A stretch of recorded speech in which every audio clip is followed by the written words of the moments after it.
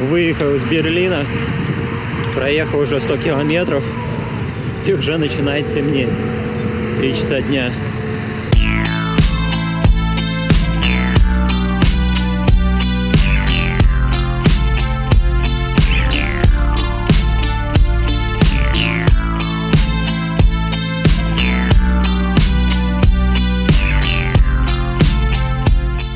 Проехал еще пару сотен километров почти до Нюрнберга. Сейчас 6 часов всего, поэтому пытаюсь застопить еще до Мюнхена. Осталось 300 километров.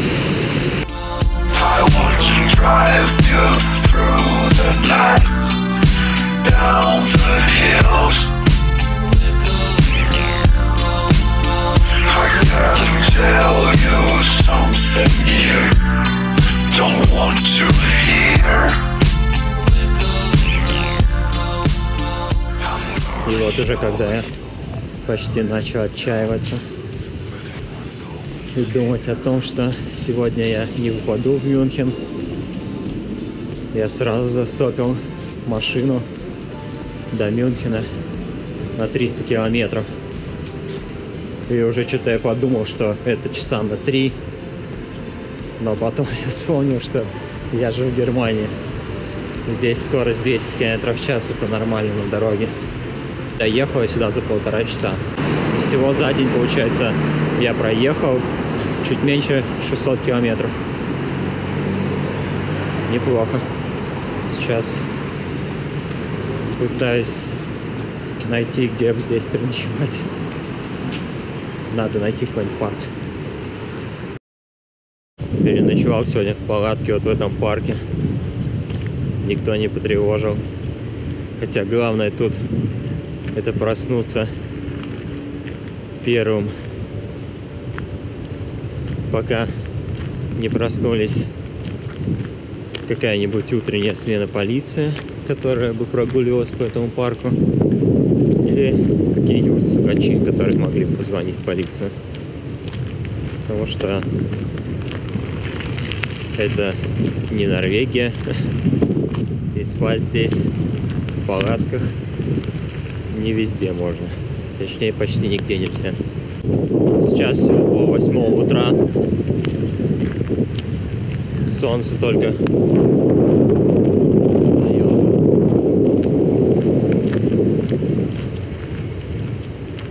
А я продолжу свой путь дальше на юг, в Италию. В Мюнхене, в самом центре города, можно заниматься серфингом на речке в парке. Круто.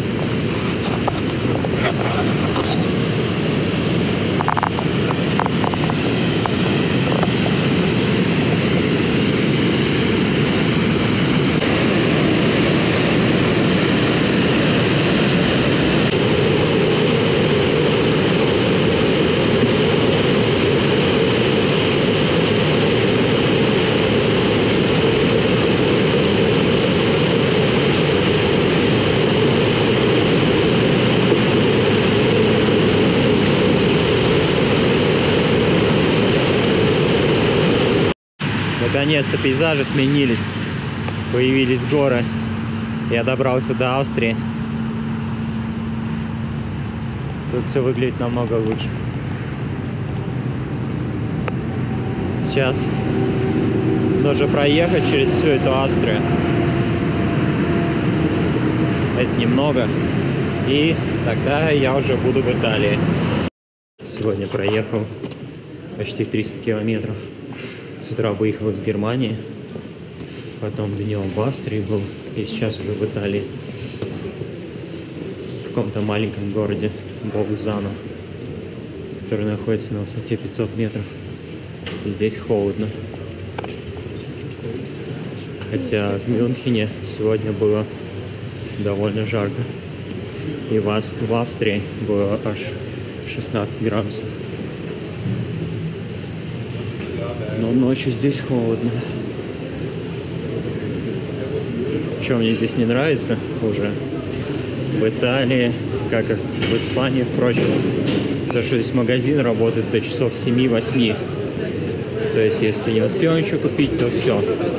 Ходи голодный до следующего дня.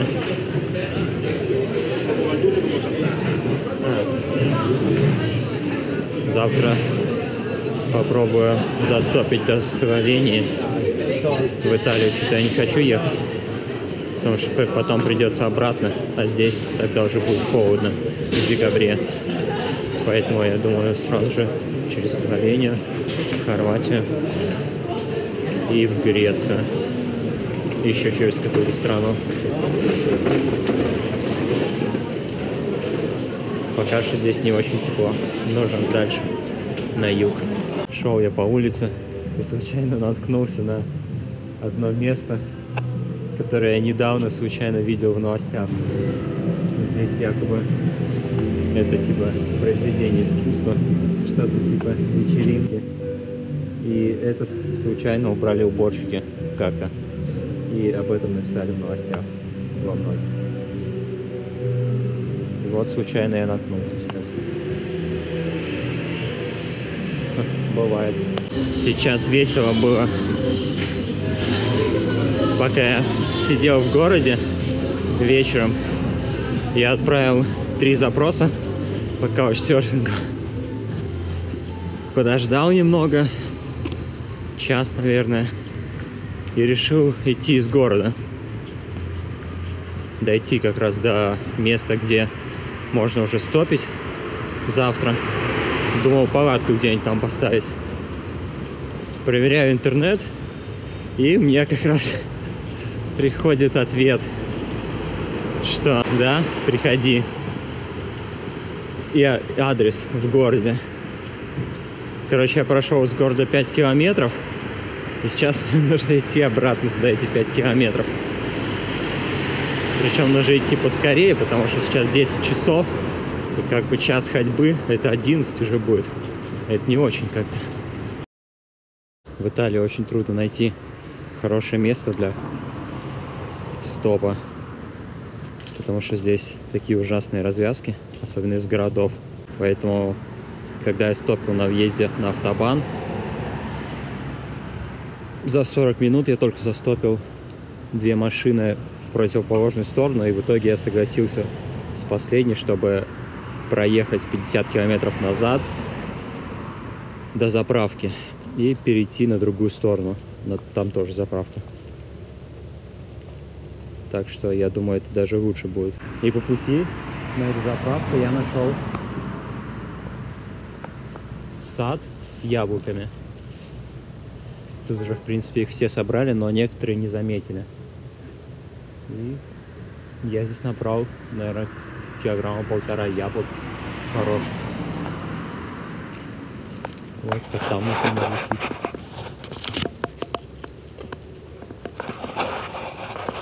Вот такие вот яблоки. Нормально пойдет. Сейчас буду стопить дальше в Верону, а потом в сторону Словении. Сегодня меня итальянский автостоп испытал в первый же день. Пытался застопить 4 часа на заправке. Вполне нормальное место было. Что-то не так пошло. Потом уже почти когда стемнело, застопил на 200 километров до Вероны. Но в город не поехал на заправке. Сейчас попробую стопить в сторону Венеции и в сторону Словении. Время еще 6 часов, время есть, но сейчас темно, так что не знаю. Надеюсь, удастся. Такая вот разная Италия. Сначала 4 часа стоишь, а потом первая же машина останавливается. Еще удалось немного проехать, километров 15. Удалось еще застопить на 90 километров.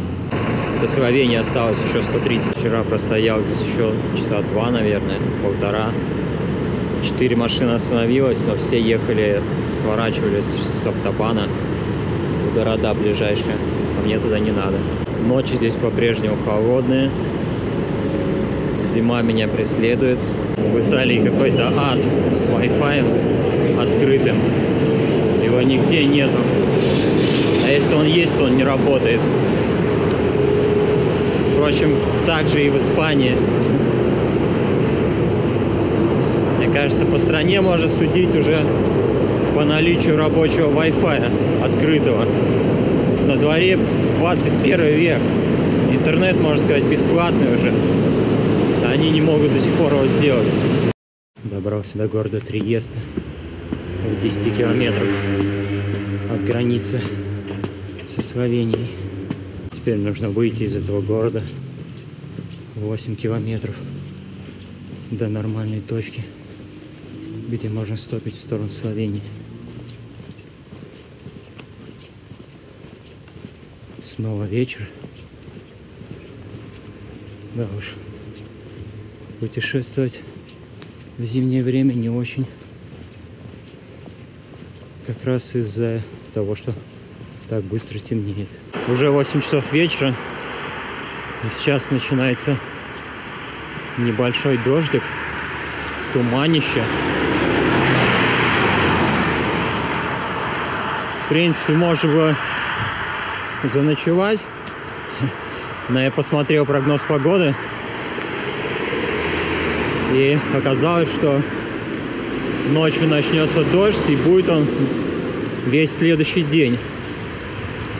Поэтому, если я поставлю палатку, я уже не схожу весь следующий день. А послезавтра температура опустится почти до нуля. То есть зима меня догонит. Поэтому мне нужно валить любыми способами. Сейчас нужно пройти 4 километра вот по этой дороге. А в ту сторону она вообще вот такая. Не освещается нифига. Я не знаю, как здесь идти, но мне нужно пройти 4 километра по ней. Чтобы там встать на заправке, и там уже будет хотя бы хоть какое-то место, чтобы стопить в Хорватию. А тем временем я пришел на границу Словении и Италии. Границы здесь, естественно, никакой нету. Все закрыто уже давно. И это хорошо. Начался сильный дождь. Я застрял в какой-то славянской деревне. Тут кроме домов ничего нету. До нужного города в Хорватии еще 50 километров. Если этот дождь продолжится весь день, то завтра уже будет адский холод. Я посмотрел только что прогноз, и он показал, что завтра вечером уже будет минус 10 градусов здесь. Сейчас здесь 5 градусов. Я хер знает, как отсюда выбираться, если я не застоплю дальше, если дождь не прекратится. Когда я посмотрел по прогнозу, что дождь не закончится до самого вечера, то я решил стопить под этим проливным дождем. В общем, стоял часа пол, наверное. Промок весь. Машины едут, не останавливаются. Потом, наконец-то, остановился хорват и довез меня до Хорватии, наверное, километров 30, до заправки автобановской. Там есть кафе, на другой стороне есть Макдональдс. Сейчас там отогреюсь. Надеюсь, там есть интернет, потому что в том кафе интернет не рабочий. Скачаю карту и думаю ехать дальше. Не знаю как, но погода здесь не меняется. Здесь также холодно. Мне нужно на километров 500 южнее как минимум, чтобы что-то поменялось. Нужно искать прямую машину в сторону Дубровника. Город, в котором частично снимался фильм «Игра престолов». Там, где была Королевская гавань. Вроде красивый город. Так что хотелось бы его посетить. Надеюсь, погода будет нормальная. Сидев в Макдональдсе, я посмотрел прогноз погоды, который с каждым днем все ухудшается и ухудшается. Посмотрел прогноз погоды в Греции, в Турции и во всех ближайших странах. И там все так же постепенно все холоднее и холоднее. Что-то я не захотел застревать где-нибудь на юге Турции в холоде на 3 месяца, на всю зиму. Потому что если бы обратно ехать, то автостопом с моим эквипом летним это нереально. Поэтому я решил стопить в Будапешт, а оттуда взять билет до Таллина. Ибо лето я в Европе не смогу найти. В итоге почти 2 недели я уже за 10 дней я проехал. Я был в 8 странах, и ни в одной не было тепло. И я еду все южнее и южнее. И так и не нашел тепла. И вряд ли найду. Поэтому я еду домой. Но для начала мне еще туда нужно добраться. До Будапешта. Иду от заправки до города. Город Риека. 8 километров нужно пройти до города. И с утра, в 7 часов утра, я возьму билет до Загреба. От Загреба до Будапешта. От Будапешта до Варшавы. От Варшавы до Вильнюса. От Вильнюса до Риги. От Риги до Таллина. А потом от Таллина до Нарвы. В общем, нереально в Европе найти лето зимой.